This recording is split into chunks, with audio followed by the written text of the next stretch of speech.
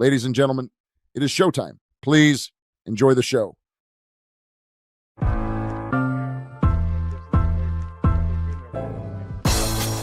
It's the corner where the treats at. Is this the passing of the torch, right? Is this what this signifies?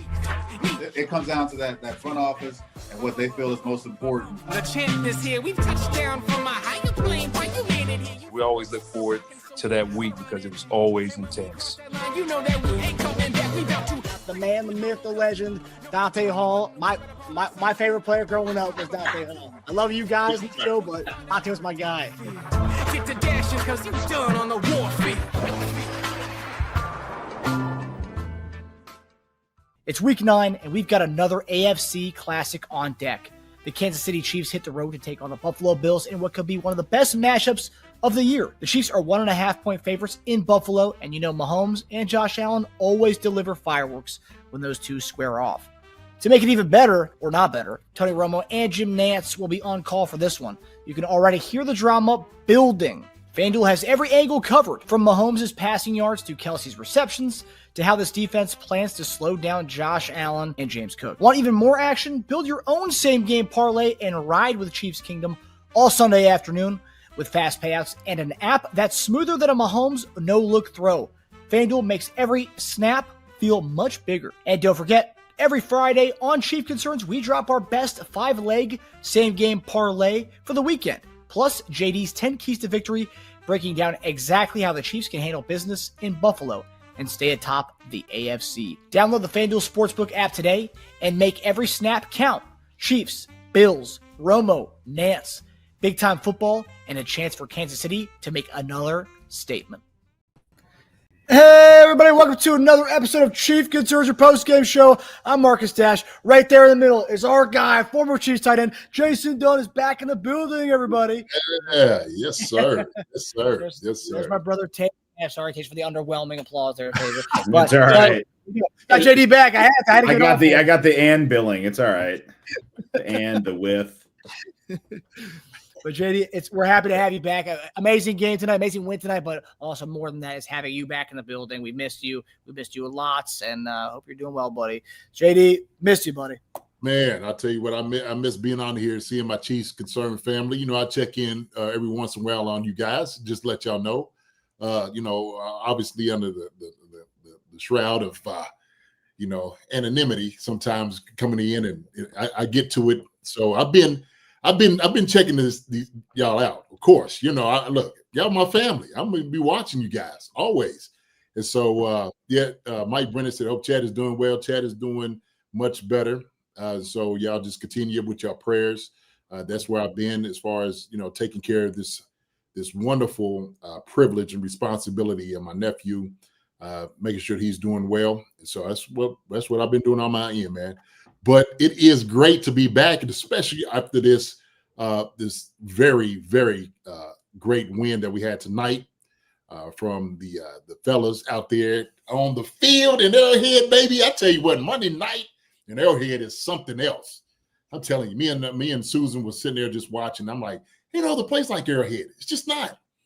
It's not. Just the air and the whole atmosphere and the fireworks and the stars and all of that. Man, we were both looking at each other like, man, I hate.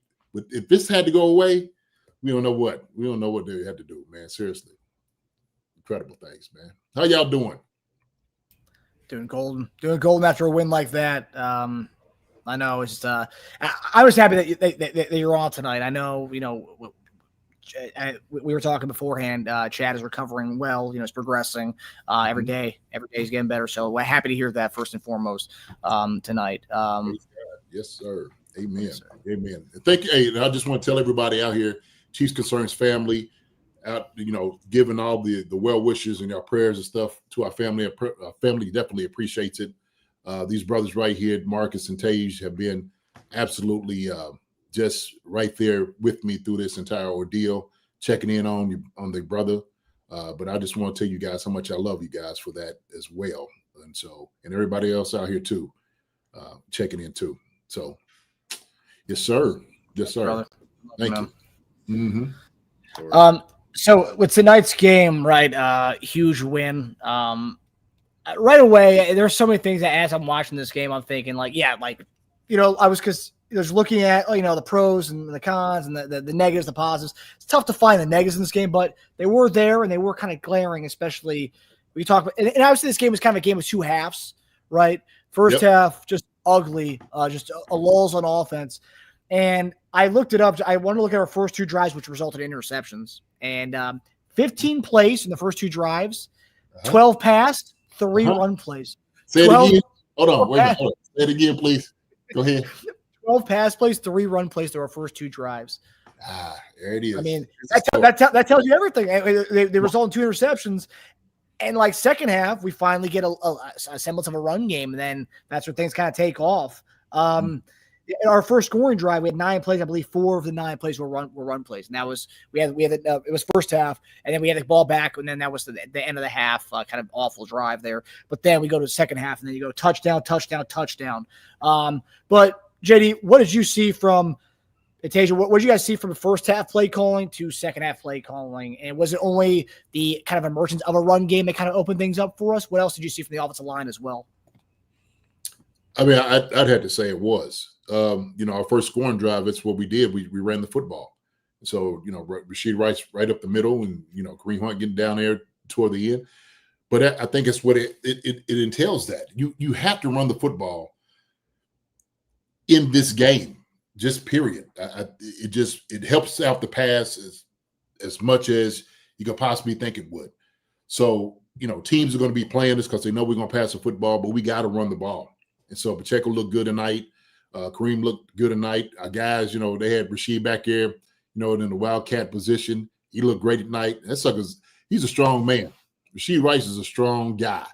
And so the way he hit that hole coming up the middle, man, he was like a rocket. It was absolutely rocket. But I think it is. Marcus, it definitely takes running the football to change this thing around. I think second half, you started doing incorporating a little bit more of that. But also, too, it was a lot of Patrick Mahomes magic. It was. Somebody said that it looked like Jalen Moore was getting abused in the first half. I mean, a couple of linemen obviously were out, with Trey being out too, and Alec Reddy. Ooh, man. A couple of times, man, they got around him. He was like a statue just standing there. And I was just like, geez, that's not good. So Pat took a couple little shots. But other than that, man, second half, I think they came back, put it all together, got into a great rhythm. And so it just looked like we were supposed to look, put it that way. Tej, first half to second half, thoughts? Yeah, too many long third downs. We had 2 double-digit third downs in the first drive. Both of our interceptions came on third downs in the first half. We just weren't putting our team in a good position on enough third and shorts in the first half. Finally, that our first touchdown drive, you saw, 3rd and 1, 3rd and 2, 3rd and goal from the 2. So it's a lot better when you get play action involved. You get teams scared of the run. They were opening up some nice holes once you actually let them do it. There were times where we ran the ball once and then we wouldn't run the ball. I think there's a couple times, Marcus, where I was like, dude, why don't you just run it again? It's wide open. Yeah. Like, why are you passing the ball twice after that? That big Kareem run. Kareem had a big run for 11 yards, and then they went to 3 straight pass right after that, and it was kind of like a lull. And we started hitting a rhythm, and it looked great, But yeah, the first half was a little rough. I thought we were looking ahead of Buffalo for a moment there. I thought we weren't looking at the opponent in front of us. We did. Yeah, it was sloppy. I mean, we had 9 penalties yet again, almost double digits. That's not good. That's sloppy ball. So, but definitely, our run game just looked so good once they actually started doing it. I think that changed a lot of things for us. Yeah. I say I don't think they was. You think they were looking ahead to Buffalo? You think? No, I said I was starting to think that for a moment there when we just were asleep in the first half. I was like, "What are we doing here?" Like, what's? Well, I mean, look at the first drive. If we don't get that interception, I mean, they could have easily scored. I mean, the way was just running down the field, treading. It was mixing up, run and pass, and it looked great. It's like, wow, this is just okay. They're coming out here to play. I mean, Mariota, we talked about it. I mean, he's a very capable quarterback. You know, he's a journeyman, but we understand that he was a second pick in the draft for a reason because of his legs. And, you know, he makes pretty good decisions. He's a good quarterback. And so he gave him a chance. You know, McLaurin came back today. And so they had some things, obviously, on offense that they could have really made some noise. And it did look like they was going to do that too. So that took a lot out of them. And that little bounce off of a Debo, I was like, man, thank you, Debo, for that one. Jeez. Yeah. You know? Both pretty sloppy. We had two tied in turnovers. The third down and fourth down efficiency is interesting. They were better on third down. We were better on fourth down. And when you combine third and fourth, we were both 50%. So that's what killed them in a lot of those drives, those fourth down conversion attempts. I mean, they just a little too aggressive for their own good there. Part of what you were saying, Teja, about like the looking ahead aspect, you said it felt like it was, but I did notice this, right? And Commanders got their butts whooped last week, and JD, you always talk about like, you know, these guys, you know, they get paid too, right? And when you're coming off a game where you got your butts handed to you, you come into this game, and you can tell. And I see Beach 303 says that right here. Washington wanted it more in the first half to me. You watch both teams. It felt like Washington was a more physical team. They wanted it more. They were, you know, like there was that one point where they tackled Pacheco and they had like 5 guys had him up in the air, like you know, like he was like, you know, surfing through the crowd. It was like, I mean, it's like, man, these guys really want this game, and like they're coming out full force. I mean, they were getting the pat, and I thought they had no pass rush without Dorrance Armstrong, and every guy on that defensive line was getting after it. Jalen Moore, I mean, like we talked about Jalen Moore kind of looking shaky a little bit, but they wanted it more. They kind of came out with more aggression, and it wasn't until we kind of like settled in. We got the we got the run game involved a little bit. That's where it was kind of like, okay, now we're evening things up a little bit. But what did you make of that? Because it did seem like they wanted it more for that first like couple 20 minutes of that game. Look, they got a great staff. I mean, Dan Quinn and those guys are going to have those guys ready. I mean, that's why I was sitting there thinking, you know, look, this is not going to be an easy game. Obviously, Jaden Daniels not out there hurts them a whole lot, but I mean, they have, when you look up and down who they got on the sideline as coaches, they're going to have these guys ready. So we're talking about former players, coaches have been other places and won Super Bowls and whatnot. They were going to be prepared and ready to come into Arrowhead because these guys haven't played at Arrowhead before. It's not like some of these new coaches that's kind of coming in and, you know, don't really have any, you know, of the gray on their beard. These guys are seasoned coaches, and they understand how to get the team ready. And so you've seen it. They had a focus coming in like, look, this is what we had to do in Arrowhead. We have to attack. We got to make sure when we come in, we got to set the tone. And they looked like they were going to set the tone on the very first drive of the game. And then it was that whole, you know, the interception. So I don't ever discount players when you have somebody leading them. You know, a coach especially puts those things all together for guys and paint a picture about what it is you have to do to win in an environment like Arrowhead.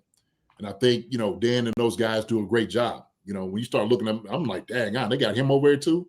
So it's just, you know, you know, as a player, when a coach that does have experience is telling you what to expect in a game like this, the stars that you're going against, you got to have, there's got to be some measure about what it is that what you do and having your whole, strategy down as far as like how you're going to attack it.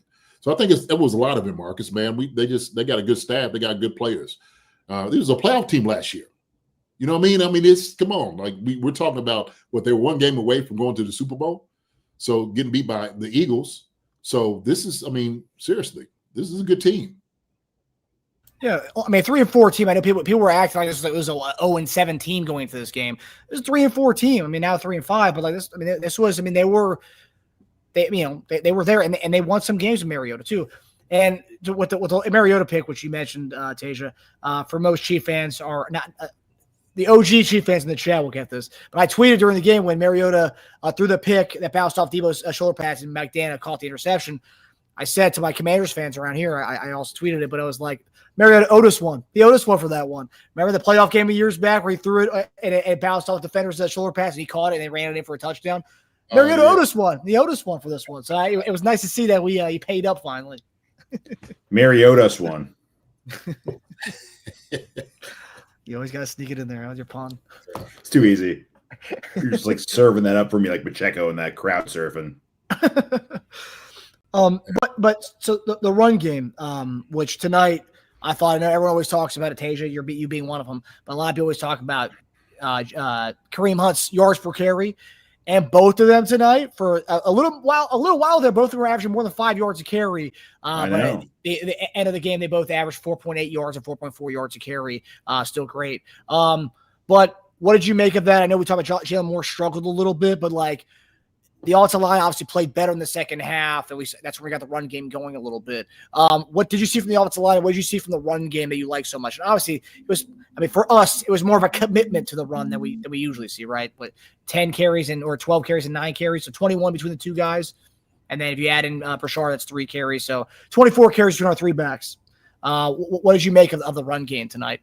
Just the way it looked. Was it Tej? Either one of you guys, yeah. JD, Tej. I think they look pretty good. I think second half we started giving Jalen Moore a little bit more help. We started having a little bit more kind of max protection of guys kind of sitting in and at least chipping and then going out and releasing on routes.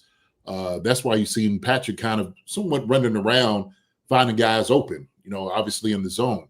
That one he threw to Travis Kelce, and Travis took off with 38 yards on the run. That joker was scooting up that sideline, man. I was like, look at him run. They always talk about how slow. I mean, he looked good on that run for sure. But the running game, he looked fast. Pacheco looked good. Kareem Hunt looked good. And we're still doing like the delayed run. I want us to get under center a little bit more in the play action, if you will, kind of running downhill. But you know what? Why I was effective is because everybody's sitting back in pass coverage, right? Yep. It's like, we dare you to run the football, okay? We're gonna come with 4, and we'll see what you're gonna do. So they know Bobby Wagner's not gonna be able to cover too many people, right? He just doesn't have it. I mean, we seen that Rashee Rice hit him on that juke move. That was just, Bobby just ain't got the legs doing it anymore like he used to. But still one of the best ever. But yeah, our running backs look good, man. Pacheco looked good. Turning those legs, getting up the field. They was hitting the holes. Brashard Smith came in, gave it a little bit look. He hit that sideline, man, too, pretty fast. So I think we just need to do more of it. We really do. When we start talking about teams, now obviously the Commanders are the Commanders, little, beat up on defense. We start going into deep in the playoffs and whatnot. We have to incorporate a running game. We have to. So I think Brashard Smith's going to be a guy that's going to be able to come about a little bit later on. And I think we need to get him ready, to kind of carry that load a little bit more. Like I said, during the playoffs. Yeah, it was weird that we didn't get to see a lot of him in the passing game tonight. He had that one toss play you were talking about, JD, which was negated from, I think, Rashee Rice's holding. They took that back. But, yeah, we didn't see him involved in the passing game at all today. Not that we needed to, but it was just interesting that it seemed like every week his passing game reps, again, he was getting more and more targets, at least a screen or two, but he didn't get anything today, which I thought was interesting. I mean, Hollywood only had 1 target. It's going to be hard to get, it's just hard. We have a lot of guys. You're going to get guys that don't. I think Kelce, Rice, and Worthy are a slam dunk for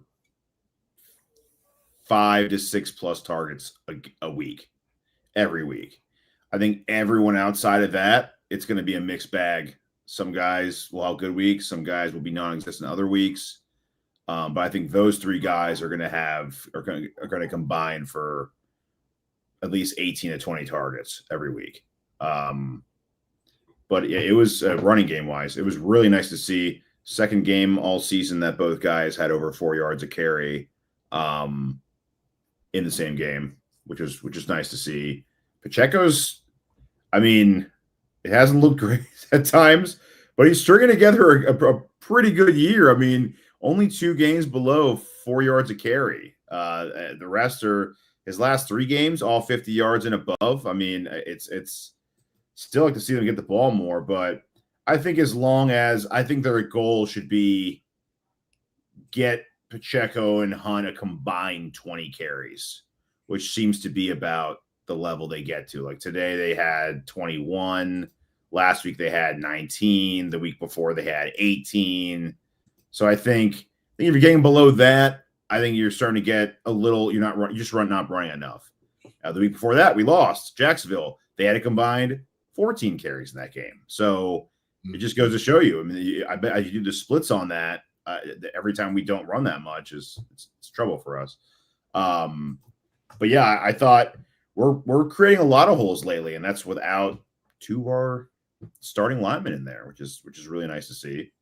I hope it continues. I hope we're going to need them, and I'm really glad that it looks like Pacheco's okay after that, because that hit, man, that knee did some bending, boy. Let me tell you what.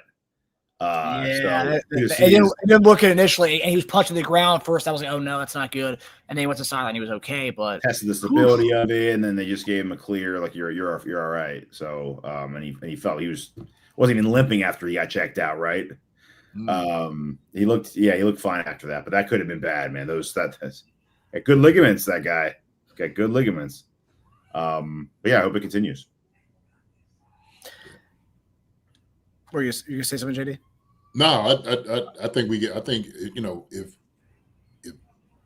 something that happened to Pacheco, I still think we have the guys in there to do the work that we need to do. Like Teja was saying, I think we do need at least 20 to 25 carries every game. You have to do that just to keep the defense honest, And so if you don't do it, they don't have to honor it. So just keep dropping back, let Ford go hit home. And then we'd have to trust Mahomes with his legs and hope nothing happens to him and all those different things. And I don't think we want to be at that place. But, I just kind of touch on like what Tay said also too. Like those 3 guys we know, like you said, Reid Rice, Travis Kelce, Worthy is going to be the guys. Everybody else. But I think the announcer said something about Travis Kelce who was like, look, nobody cares, to be honest with you, who's catching the football. We all like each other. So we all want everybody to be successful. And so what we've seen is he's prepping the ball around to different guys that are just pretty much open that he was looking for. I even said, I said this to Susan. I said the one that Lattimore caught that he was throwing at Hollywood, it was because Lattimore was so slow. It's the only reason he intercepted it. Yeah. He put it over top of him, that would have been a touchdown. I was like, that's the only reason. That is the only reason he was able to get that interception right there. Seriously. I was like, hey, he was beat. He go deep on it, he beat. So, sorry. It's okay. Two interceptions that just, like you said, just kind of happens, right? So protect the football. These guys going to be all right, man. I think what we're going to do week in and week out offensively is always going to look like this. 28, 35, so many points. And not only that, but also our defense. Our defense is playing lights out, man. It's that other half of the ball over there on that side, man, they are impressive, absolutely impressive. So I had to give a shout out to the defense, man. They played their tails off. They did. 100%. That's where we're going next. So 2 straight games, combined total of 7 points in the last 2 games from. I mean, yeah.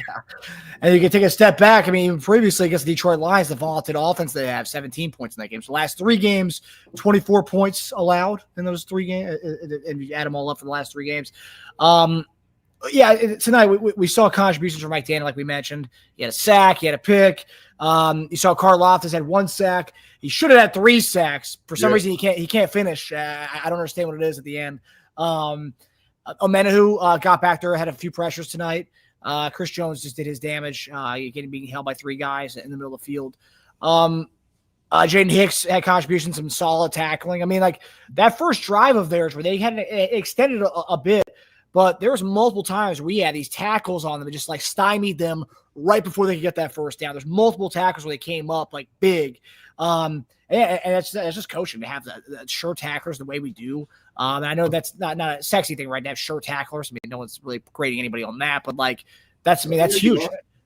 No, I'm saying as far as like the media and fans' hot takes on Twitter, no one's ever clapping for a team's sure tackling ability. But I mean, it's across the board. We have guys who are making plays.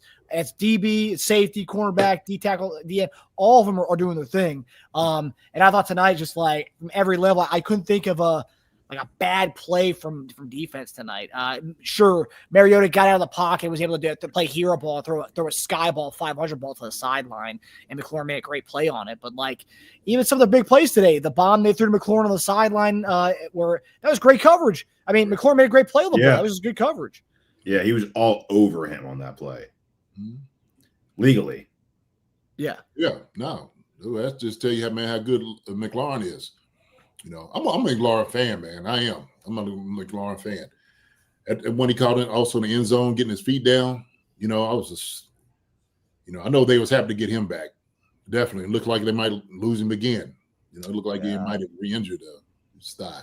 So that whole thing was his injury. They had some weird some weird thing on his injury because it was kind of a mystery. They didn't know what it was. You had to go to a specialist to find out what exactly the injury was in the first place.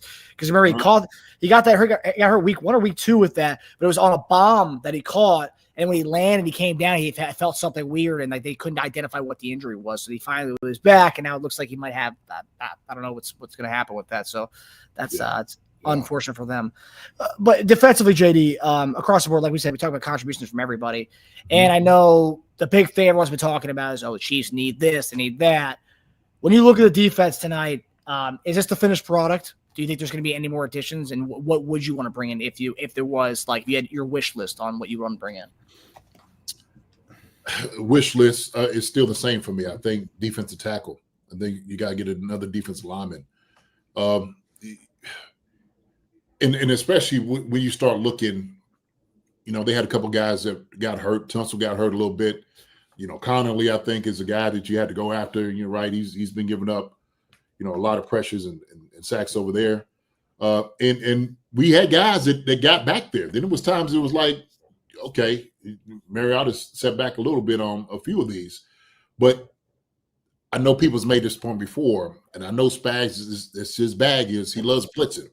But it would be beautiful to where it is where you don't have to blitz. You have somebody actually creating pressure and getting a sack initially from the start and from the jump. That's all I'm saying. I think the depth there, the defensive tackle, Omar Lott he's not, he's hurt. He's down. So I think you still need to bring a guy in. That's what I believe, Marcus. So if I had my druthers, that's what it would be. Tej, where do you stand on this? I know during our post-game show last week, we talked about or was it the Friday show? I think we talked about Calais Campbell potentially, trade a late round pick for him. Do you feel still the same way after this game tonight? Have you changed at all your stance from anything? No, I mean, I'm not going to go game from game on that one. I think it is just an overall need for us. Because, you know, we are going to play better opponents eventually. You got to have better players for that. I don't think it needs to be – I don't think we could break the bank anyway. But, I mean, I don't think it needs to be a crazy upgrade. I think Campbell's a perfect one. Guy at the end of his career, just trying to win. Contract is very reasonable. It would still be a D tackle for me. I mean, if they had like a tweener hybrid type who could play D tackle and DN, that's fine too. But I would like Campbell would be perfect. If you don't want to trade for somebody, it's a guy we talked about a lot on this show. Yeah. JD, the one name that I've seen from a lot of our fans, we talked about it a little bit on our show last week with Lance. It seems like this was the one that makes the most sense based on a Chiefs type move. It's Kalen Saunders from Jacksonville. He's not playing at all over there. He's a guy's familiar with the team, and that is very Avicii type move to bring a guy like, you're not getting the Pro Bowl like Quentin Williams. You're not getting a big name. But you're getting a guy who knows the system already, who can kind of rotate in. I know Kellen Williams would be great for us. But he's not really a difference maker. And do you think we need a difference maker, or we need just someone who can kind of rotate in with the mix? No, we need a difference maker. But we need somebody to give Chris Jones a break when he goes out. We need another monster that has his type of ability, pass rushing ability, level of getting the guy uncomfortable in the pocket type of ability. That's what we need. So I'm not looking for guys just to rotate. We got guys like that already, right? And they're doing a decent job. But if Chris goes down, then we sit somewhere that we don't necessarily want to be. Put it that way, okay? So if something, heaven forbid, something happened to Chris, you can look over here and look at the other monster and you're like, I got it. I'll handle it too. Charles is doing a great job right now these past few games from inside and outside. But even then, with Norman Lott going down, we're gonna need somebody else. Just gonna have to. And so that's where I look at, man. You just can't get somebody rotating in. It can't just be a guy. It don't move the needle. It don't do enough. So get somebody, man, that's gonna breathe down somebody's neck. Would you say Calais Campbell's a guy or better than the guy? Man, you know what? I like Calais, man. Look, I'll call for Calais to be here a couple of years ago. I've been trying to get that big joke. Well, here. yeah, I mean, I get it. Yes, just for I don't know. half a year of give us everything you got type season. Oh man. I mean, and he is someone you could stick there without Jones on the field, and he's still body. Yeah, big body. I mean, I don't like. He's not a difference maker every snap anymore of his career, right. But he's a good player for every snap, and then a difference maker on some snaps is where he's at right now. Yeah. So, I don't know. I'm a fan of his. I am. I like him a lot. I still want that other dude, maybe younger guy, okay, that you had to say, hey, look, if Chris is out of here, we had to sign a new deal with a guy, okay, sure. With this guy, who's willing to do that? So. Yeah. I mean, Campbell would be good as far as like a 1 year kind of deal. Again, I think he would be second on our team in sacks right now if we added him to the rotation, which is kind of funny that he'd be second. Yeah, it is funny. Really? Wow. Yeah, right behind Carlon. Does that speak highly of him, or does that just speak low of our D line? I don't even know what that is. Yeah, right. A compliment to him or an insult to us? I don't even know. Yeah. Yeah, another name is popping up because with the Jets, and they're kind of like falling apart a little bit. You got guys they're kind of looking to trade guys. It was a report from one of the Jets beat writers last week, but apparently Quentin Williams could be had for a second-round pick. Now he's got a big contract, so that's as far as fitting. That'd be tough. Yeah, we can't do that. I love him. Heck, shoot, anybody love to have that joker, but too expensive, man. We got somebody over on the perimeter that needs to get signed. What we gonna do with 22? I think.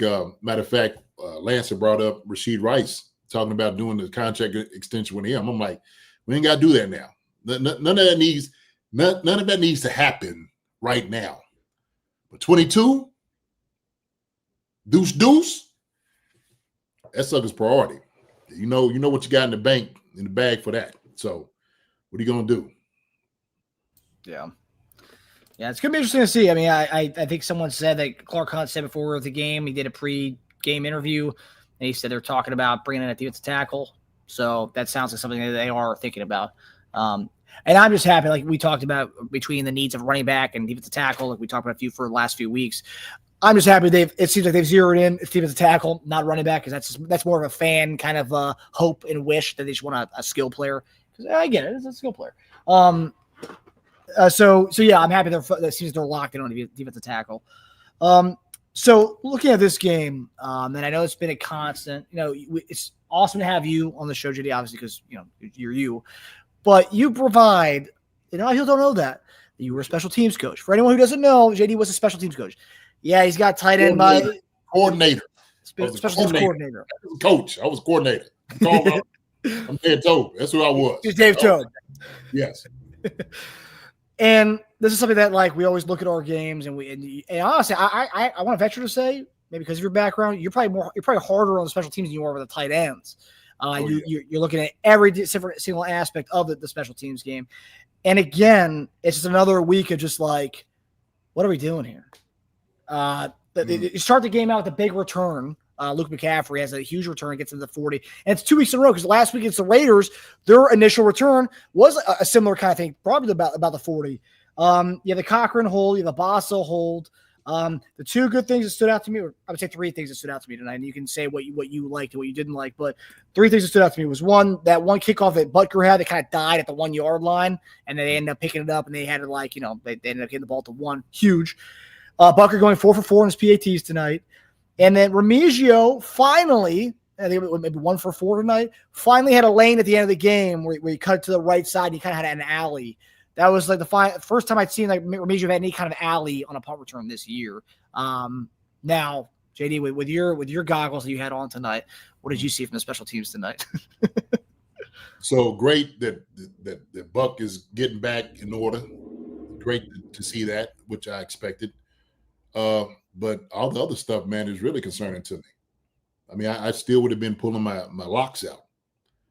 I mean, at Remigio won the return. He has so much room. I'm sitting there saying we should have had more than that, more return yards than that. Thankfully, the one kid just bounced off his shoulder pads and it rolls out. And I'm like, what's he doing? What's this kid doing? And he's like, oh man, but man, the holding calls, that's just unacceptable. It is. I start thinking it's a conspiracy to get me fired. I come in like, is somebody trying to get me fired? Is this what it is? Have y'all talked it out? That y'all don't want me to be here? Because this is what it's looking at. This is what it's looking like. And I'm telling you what, if they start looking at me, y'all gonna go before I do. I can promise you that. Okay? I promise before that. That's what Jimmy Ray said to us one day in a meeting. He meant it. He said, y'all trying to get me fired. But I tell you what, if I get fired, I'm taking some of y'all with me. I promise you that. That's for sure. So man, it doesn't look like a good product out there at all. I'm watching them Gunners and everybody going down, Jack Conklin. I'm like, yo, bro, man, get your hands, let the guy go. Let him go. Man. And then he was like shocked afterwards that they called it on him. He was like, yeah, what are you looking at, dude? What do you mean? You blatantly you've been called for like 8 of those this year, man. Why are you so surprised at this point? Yeah. Man, look, he got that interception. I was like, okay, shoot. You needed that. That's what I asked. The first question I asked Marcus when he got the interception was, how many special teams holding calls does that take away with that interception? Like 0. How many did he wipe away with that one? 0. End of a game, garbage time interception. Yeah, man, he needed that interception. He needed that. He needed it big time. Had to get a couple of growls off your neck. Okay, and man, this is a good job on the interception. But you're hurting us as special teams, right? You're doing that. So yeah, they're like, good to know you hold on to the ball as well as you hold on to jerseys, Jack. But man, I think we just need to do a much better job. Guys just got to be more mindful and aware about what they're doing. It's just, to me, it's so frustrating. Like, you shouldn't have that many penalties. And then, of course, like you said, opening kickoff. Hey man, are we not getting down fat? What's going on? What's going on? And I would have to go in and challenge every single person in there, every single one. That's what had to happen. Because the very first meeting you have, the first meeting you have in the morning is special teams. Everybody's in that meeting, most likely. You know what I mean?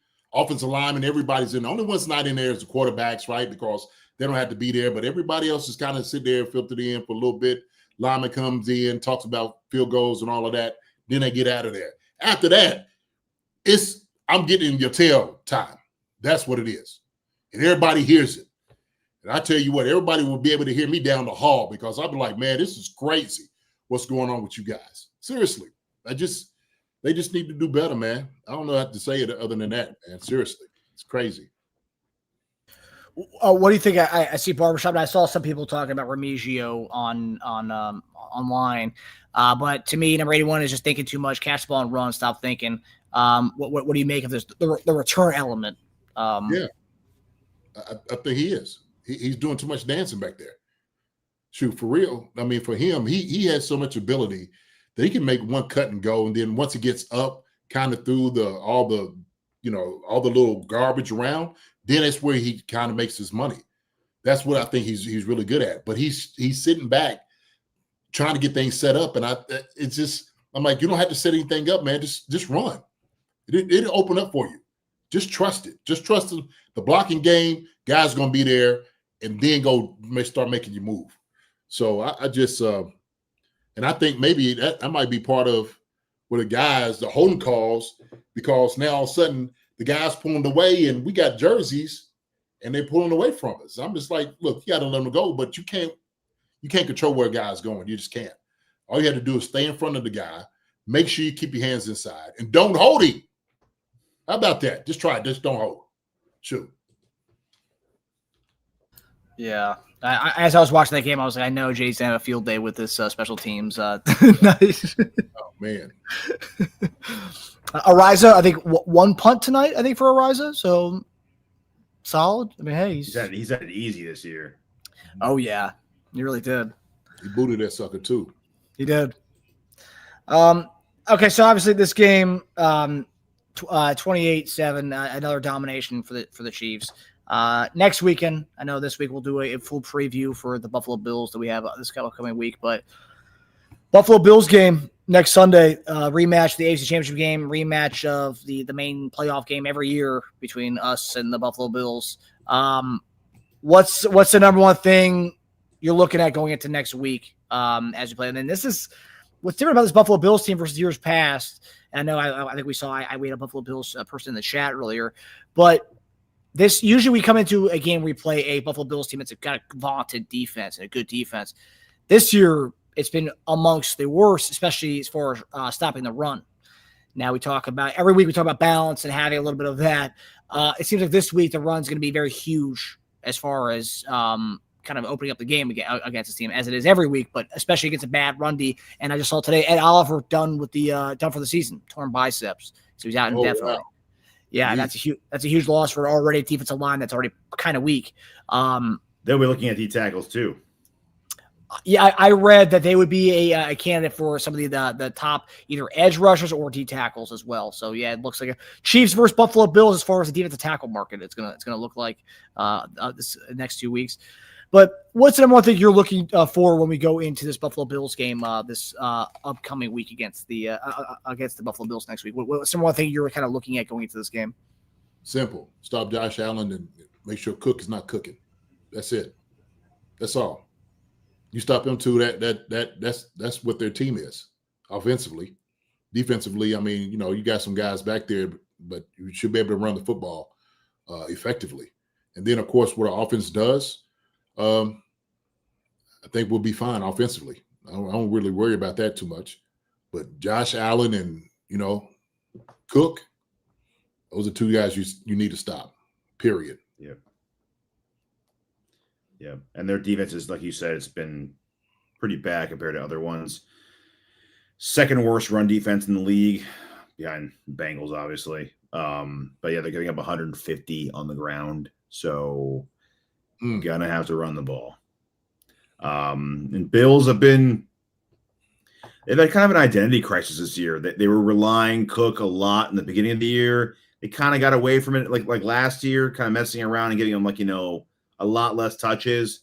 Their offense looked a lot more rough when they were doing that. This last week, I think they got more back to doing that. So I think it's going to be a lot of Cook. So I think we need to be ready to stop the run and make Josh Allen beat us with his arm. And this year, it's been a little more rough. There's a lot of good film this year on defenses that have done a great job against Josh Allen, who aren't even as talented as we are. So hopefully Spags watches that tape and pulls things from what other teams are doing against them this year.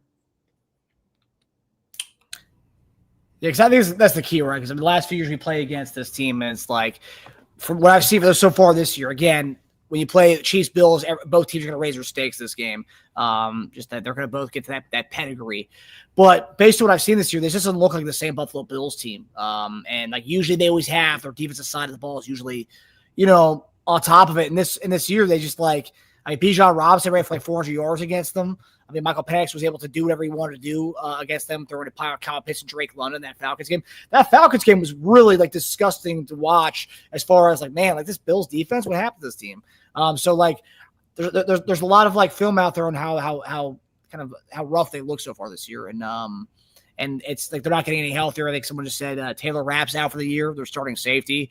There's a lot of guys that are missing from those last few years that aren't there anymore, either by free agency or just injury wise. So it's just very interesting. Yeah. Look, we know Josh Allen's the key. And so as much tape you can get as far as trying to defend him, but we played him enough. Spags played him enough to kind of know what you need to do. But I do believe that somebody was talking about, don't put Connor on Shakir. Nope.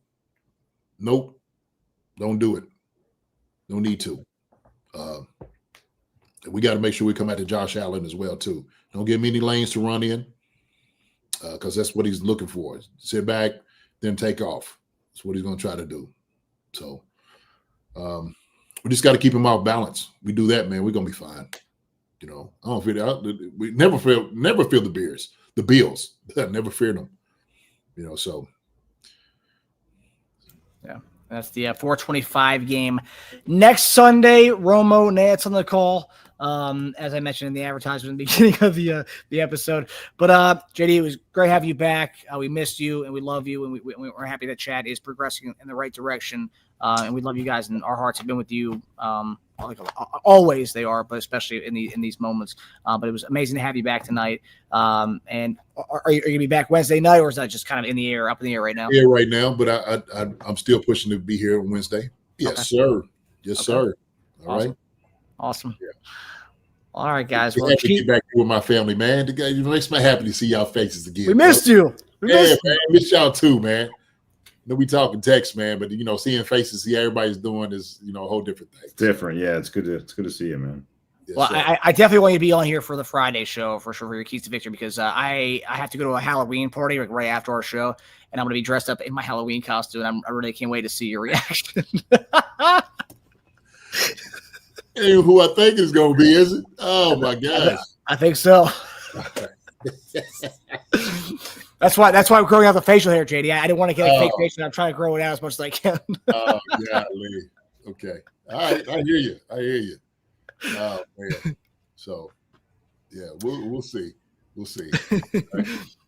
All right, guys. Well, that does it for us. We'll see you guys Wednesday night for the preview of the Buffalo Bills and Chiefs. And we'll also have a grade show as well. JD will give us his grade report on what he saw tonight. So, special teams, guys. I wouldn't want to watch this episode on Wednesday. But we love y'all, and we will see you guys Wednesday. JD, you want to close us out, buddy? Hey, man, listen, like I said before, y'all just getting out of here. I appreciate all your prayers coming my way. Family appreciates it so much. We do. We are very humbled by it. Marcus, Teja, like I said before, man, y'all brothers, man, are just incredible. I love you so much, your entire family, and everybody out here, Chiefs Concerns family, and everybody out here. Thank you so much. Take care. God bless. We will see y'all later. So keep lifting us up. Keep lifting Chad up, man.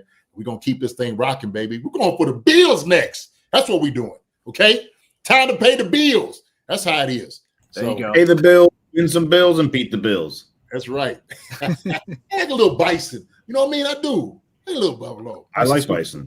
Yeah. It's good. It's good. It's good lean meat. Yes, sir. It's good lean meat. Bison tacos are pretty good. Bison tacos, yeah. Okay. Never had the tacos yet, but they're not bad. All right, guys. Well, we will see you guys Wednesday night. We hope everybody enjoys the rest of their night. Take it easy, everybody. Love you guys. Love you all. Take care. Later. Hi, everybody. Thanks for watching. Subscribe here to get the latest from the show. Also, be sure to check out the best clips from Chief Concerns. And if you prefer to listen to the show, subscribe and follow us on Apple Podcasts, Spotify, and anywhere else you get your podcasts.